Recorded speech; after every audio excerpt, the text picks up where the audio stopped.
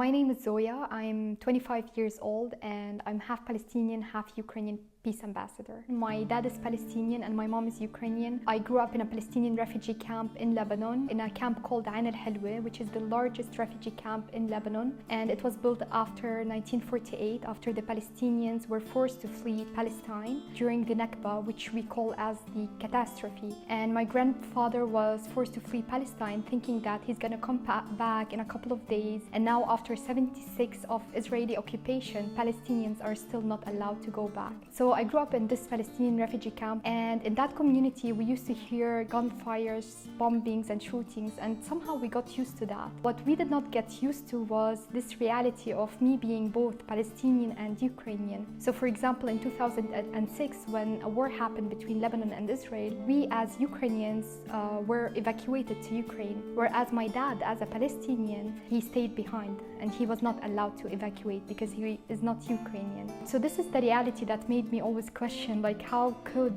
one paper or one document really dictate how I live, or how one part of me is privileged at some point and the other part of me is not privileged. I grew up in a single room with my whole family, 7 members in a single room. I used to go to an American school just outside of the refugee camp, and I was living in 2 different realities. I had my Palestinian refugee camp and a whole different reality going to that school, and it did create a lot of pressure to know how to really identify myself. Like, everyone knows that, yeah, we are Palestinians, but when it comes to coming out of the refugee camp, I was honestly truly ashamed to say that I live in a refugee camp and yet alone say that I live in a single room with my whole family. So when other students were worried about their grades, I was worried of this one single question: where do you come from, or where do you live? That question used to terrify me. Now I understand it's not me who should be ashamed. If we look at the root causes of the problem, it goes back to the occupation. It goes back to why a Palestinian refugee camp exists. People usually ask me, like, why won't the Arabs take you into their countries? And maybe the right question is, why not allow the Palestinians go back to their home? This is the focus that the world needs to be focusing on, because we all know that the reality in Palestine is that the state of Israel is trying to ethnically cleanse the Palestinians. And by us focusing on the Palestinians going and being spread to different Arabic nations, in that way we would be helping the state of Israel to really ethnically cleanse us. And this is what they have been trying to do for the past 76 years. And then later in 2020, there was a huge explosion that happened in Beirut, killing at least 200 people. And that was part of the reasons that, okay, no, we need to move now to a safer space, back to Ukraine. And we usually say that we did not believe that a war could happen in Ukraine because it just did not make sense. Like, we were just coming to Ukraine from Lebanon, and Ukraine is always our safe space. How could something really happen in Ukraine? It just did not make sense. But then on the 22nd of February 2022, my mom enters the room, she wakes me up and she tells me, like, Zoya, wake up, the war has started. It was very shocking. For quite some time, we could not really comprehend what was happening. We know that the priority is to make sure that my little siblings are safe. And that's when we decided, okay, we are moving, we are escaping. And for the second time in our lives, we had to pack all our lives into a small backpack. And then we had to escape Ukraine, which was also very challenging and also reminding us again of our past lives in Lebanon. It would have been easy for us as a family to dive into this hole of depression, you know, after all of this. But I think the kindness of the people is what saved me and my family, because when we came to Poland, we were hosted by a Polish family for 4 days. We were speaking Ukrainian to them and they were speaking Polish. And somehow we understood each other. It's just like you feel the energy and this universal, we told them, like, this is the universal love language of the humans, just by hugging and smiling.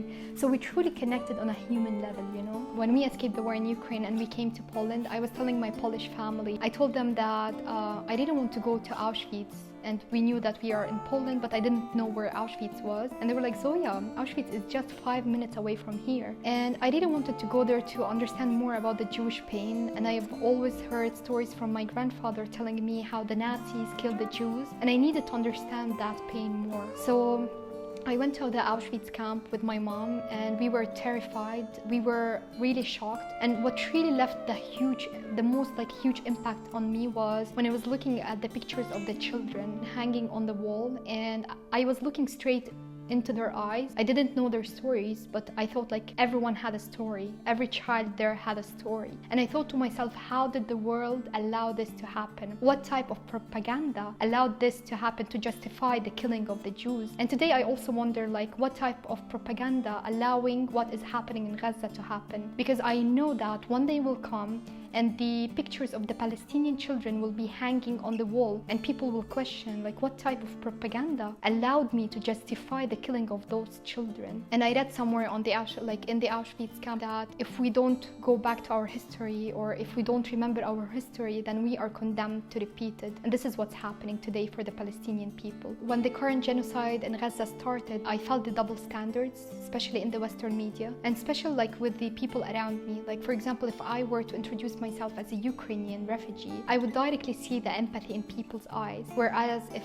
I were to introduce myself first as a Palestinian, it was always me trying to prove to them that I am first not a terrorist in order for the conversation to start. And this is the prejudgment that people have when it comes to Palestinians. And when we came to Switzerland with the kindness of the Swiss family, we thought like we are in the right place. We lived with them for 3 to 4 months. We had a beautiful experience with them. Not for a second I felt that we are refugees or we need to be ashamed of something. I was really empowered to talk about my story. And I think it's time that we learn from the way we were treated as Ukrainians in order to apply that treatment on other refugees as well. And not only on Palestinians, we're also talking about the Sudanese, people from Congo. It's time that we treat everyone the same, because it's not about the document that I'm carrying or the color of my eyes or the color of my skin. We need to really see people for who they truly are. We need to see the human part in each and every one of us. When I escaped the war in Ukraine, the first thing I was like, I need to become a peace ambassador. And this is something I always wanted to be ever since I was a child who was growing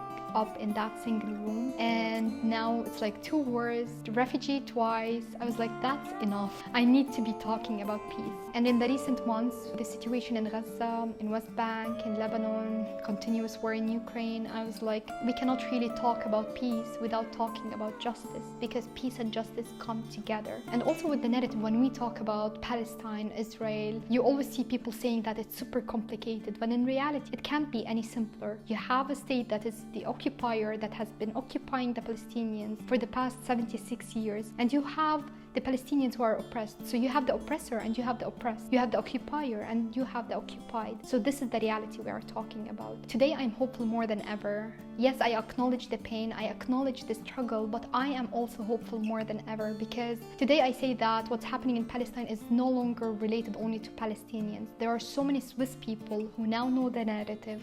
There are many people around the world who are fighting for a free Palestine. And these people include the old and the young. It includes the Jews. It includes the people from all around the world who are fighting for a free Palestine.